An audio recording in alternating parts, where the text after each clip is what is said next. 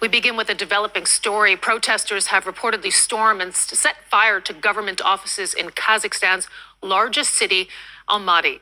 The violence comes as mass demonstrations over surging fuel prices in Kazakhstan entered a fourth day. Last night, thousands marched in defiance of a curfew and ban on mass gatherings. Police, they used tear gas and stun grenades after crowds refused to disperse. Windows were smashed and roads blocked.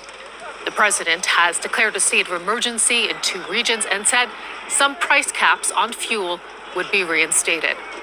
The Central Asian country's cabinet was earlier fired in a bid to head off the unrest.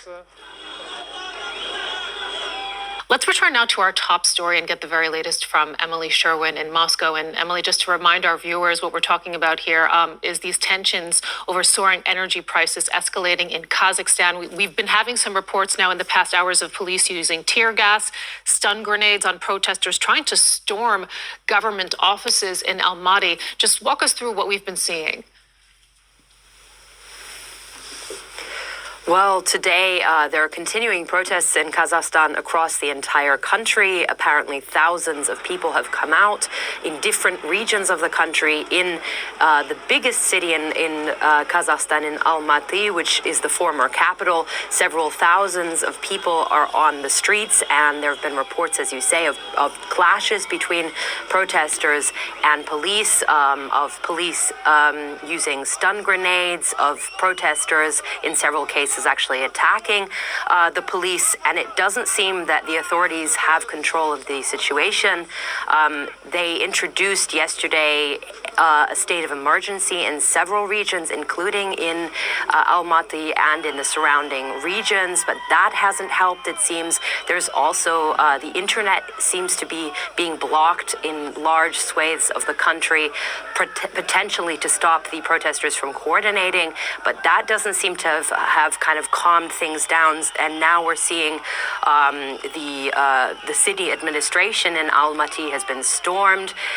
Several other official buildings, it seems, have gone up in smoke, at least judging from pictures on social media.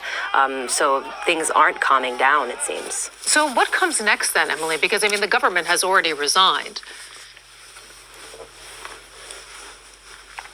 Well, it's hard to know. These protests started over the weekend about a big hike in the prices on LNG, rather liquefied petroleum gas, LPG, which many people use in their cars as fuel. The government before was subsidizing prices on that, and then they liberalized the market, and we saw prices double at the beginning of the year. People were very angry. Initially, their demands were economic, but over the last few days, the government has been kind of playing catch up. So initially, they said there was nothing they could do about the prices. Then they went back on that, and they actually slashed the prices down halfway once again. That didn't calm down protesters. Now we've seen the government resigning, but many people see that kind of as a symbolic concession because mostly it's the president who controls the country, and that's why people have continued to take to the streets. I can't really imagine there being big political concessions going forward. I think probably we're likely to see a crackdown. Emily Sherwin with The View from Moscow telling us what's going on the ground there in Kazakhstan. Thank you for your reporting, Emily.